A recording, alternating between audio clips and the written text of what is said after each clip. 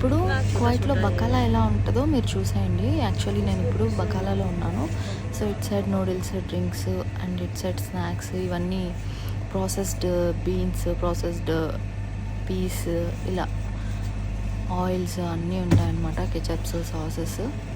So ఇవి snacks, మన Indian snacks ఇక్కడ. సో ఇక్కడ వెజిటబుల్స్, ఫ్రూట్స్ అన్నీ ఉన్నాయి చూసేయండి. సో దీన్ని బకాలా అంటారు ఇక్కడ. బకాలా అంటే చిన్న స్టోర్ అన్నట్టు. ఇంకా సూపర్ మార్కెట్స్ని జమియా అంటే చిన్నగా ఉన్న జమియాలు ఉంటాయి, పెద్దగా ఉన్న జమియాలు కూడా ఉంటాయి. అండ్ ఇది అన్నమాట. నేనైతే ఇక్కడ ప్రజెంట్ అయితే స్నాక్స్ తీసుకోవడానికి వచ్చాను. నేను తీసుకున్న స్నాక్స్ అయితే లాస్ట్లో మీకు చూపించేస్తాను. అండ్ దాని వర్త్ వచ్చేసి 350 అలా పడింది నాకు మన అమౌంట్లో. వీళ్ళ అమౌంట్ వచ్చేసి 1 kg 400 రూపీస్ అనమాట. సో ఇవి స్నాక్స్. వీడియో మీకు ఎలా అనిపించిందో కామెంట్